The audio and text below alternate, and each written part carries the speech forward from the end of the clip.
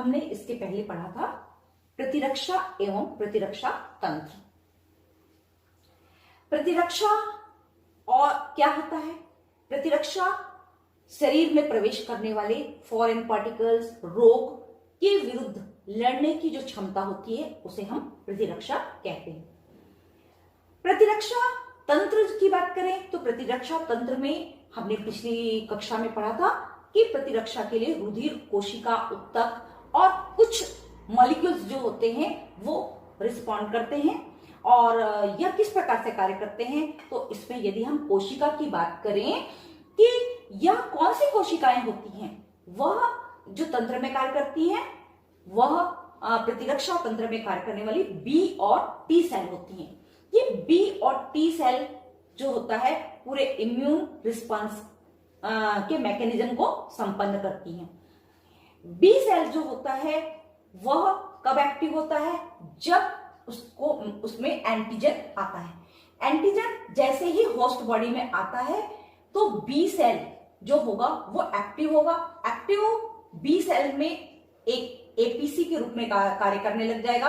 APC मतलब antigen presenting cell.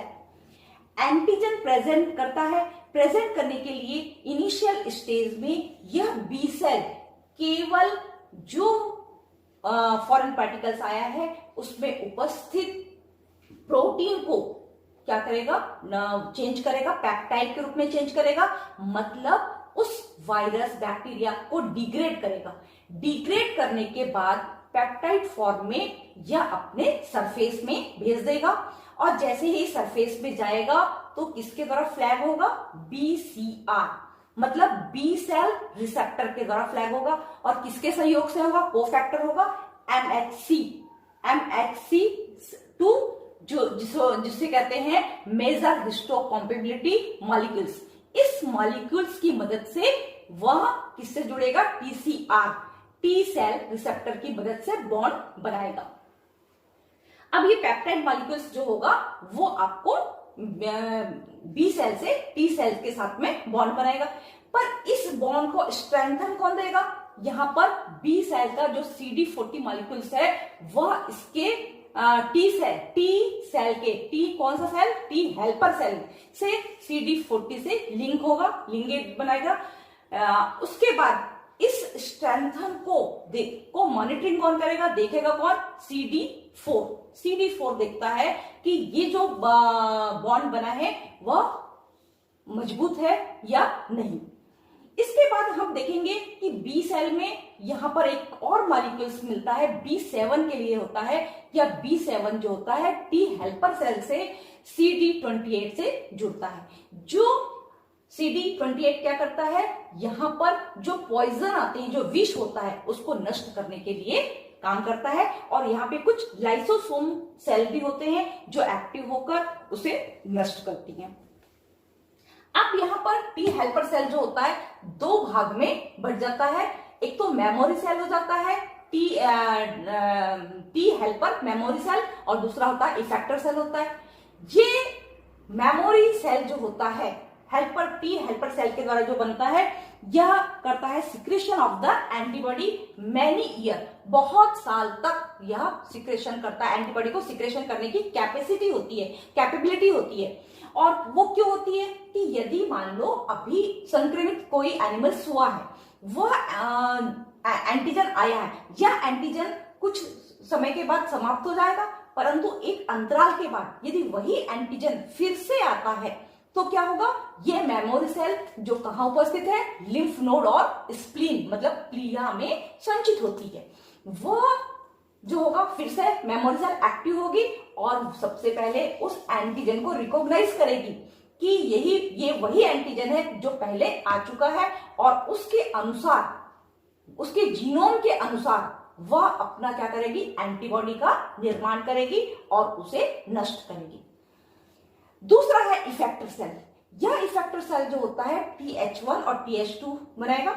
यहां पर जो टी हेल्पर 2 है वह कीमोकाइनेज रिलीज करेगा। कीमोकाइनेज से यहां पर क्या होगा? हमको मिलेगा इंटरलुकिन। इंटरलुकिन क्या होगा? IL4, IL5 और IL6। इसकी मदद से यह क्या होगा, बी सेल एक्टिव हो जाएगी। अब यहां पर जैसे ही बी सेल एक्टिव होगा तो वहां का जो एंटीबॉडी बना है, सिंगल एंटीबॉडी बना है, यह सिंगल एंटीबॉडी जो होगा उसमें क्या, कौन सी क्रिया होगी, सोमेटिक हाइपर म्यूटेशन की क्रिया होगी। और सोमेटिक हाइपर म्यूटेशन की क्रिया होने से यहां पर सिंगल एंटीबॉडी जो है वो मल्टीपल एंटीजन को बाइंड करने का कार्य करेगा।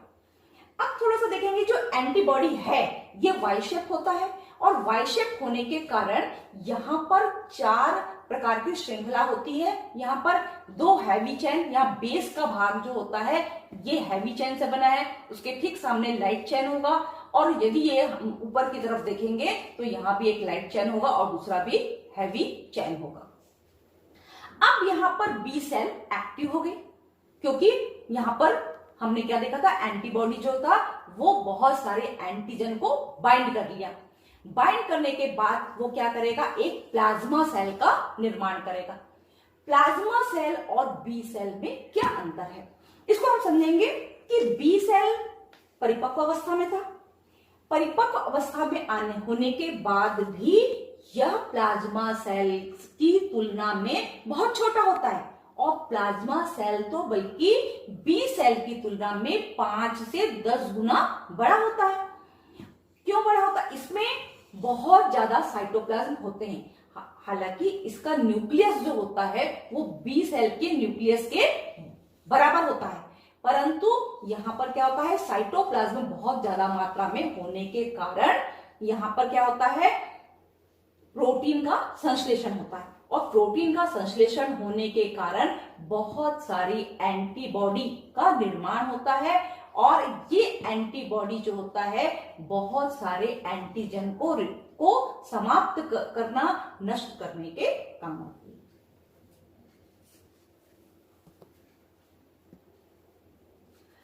अब इसमें एक बात और देखेंगे कि यहां पर जो एंटीबॉडी बन रहा है किस टाइप का बनेगा, तो ये वही टाइप का एंटीबॉडी बनेगा जो बी सेल में पहले था, जो हमने देखा था। यदि वहां पर आईजीएम टाइप का एंटीबॉडी है तो यहाँ प्लाज्मा सेल में भी वही आईजीएम बनेगा, वही टाइप का एंटीबॉडी बनेगा जो कि बी सेल में बना था। अब ये एंटीबॉडी, बहुत सारे एंटीबॉडी जो होगा वो बाहर आएगा, और जो कि क्या करेगा, एंटीजन को नष्ट करेगा।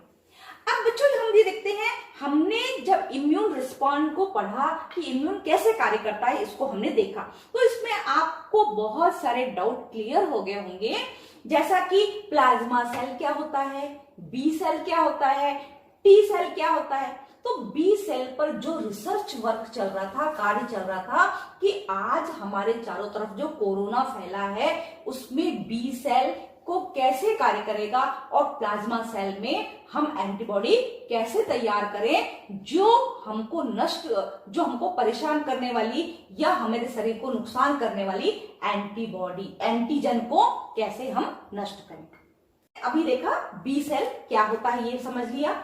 अब बी सेल पर जो रिसर्च हो रहा है, फिर प्लाज्मा सेल की बात हमने करा कि प्लाज्मा सेल में कैपेसिटी होती है कि बहुत सारा, कम समय में बहुत सारे एंटीबॉडी का निर्माण करना और बहुत सारे प्रकार के एंटीजन को समाप्त करने का। और इसीलिए आज हमारे वैज्ञानिक लोग ये प्लाज्मा सेल पे वर्क कर रहे हैं, और प्लाज्मा सेल की मदद से कोरोना पीड़ित व्यक्तियों को ठीक करने का, हेल्दी करने की भी बात सोच रहे हैं।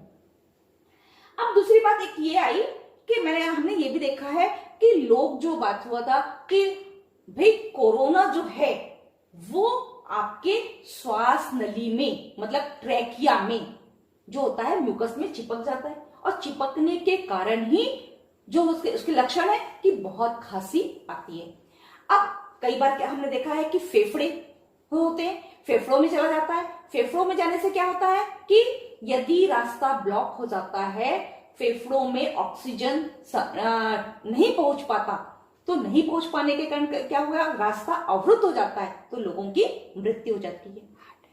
अब हम ये भी देख रहे हैं कि अमेरिका में बहुत सारे कोरोना के लक्षण भी नहीं है और हार्ट अटैक भी आ रहा है। तो बच्चों आप जानते हो, जब हमने हृदय की संरचना पढ़े थे पिछली कक्षा में, तो वो भी देखा था कि हृदय में जो रक्त आता है वो शुद्धिकरण कहाँ होता है उसका, हृदय का रक्त फेफड़े में होता है, और फेफड़े से रक्त शुद्ध होकर कहाँ जाता है, हृदय में जाता है। किसके द्वारा? और जब हृदय में जाता है तो निश्चित तौर से कि फेफड़े के द्वारा हमारा क्या हुआ, हृदय भी संक्रमित हो जाता है। और जब हृदय की वाहिनियां जो होती हैं वो संक्रमित हो जाती है या ब्लॉकेज हो जाती है, किसके द्वारा, वायरस के द्वारा, तो निश्चित है कि हृदय का में रक्त प्रवाह क्या होगा, अवरुद्ध हो जाएगा और हार्ट अटैक आना स्वाभाविक होगा। ठीक है, तो ये मैं आशा करती हूं कि यह वीडियो की मदद से मैंने कुछ बताने की, इम्यून सिस्टम को समझाने की का प्रयास किया है और कोशिश की है। और यदि कुछ समझ में नहीं आया तो मैं अगले वीडियो में भी कोशिश करूंगी कि ज्यादा से ज्यादा आपको बता सकूं। हाँ बच्चों, मैंने कोशिश किया है इम्यून रिस्पॉन्स को समझाने के लिए, और हो सकता है कि कुछ बिंदु मेरे से छूट गए हों या आपको किसी बिंदु पर शंका भी हो, तो ऐसे प्रश्न को आप कमेंट्स बॉक्स में डाल सकते हैं और उसे मैं वापस अध्ययन करके फिर से आपको बताने की कोशिश करूंगी, और यह मेरे अगले वीडियो में आपके प्रश्नों का जवाब मिलेगा। धन्यवाद।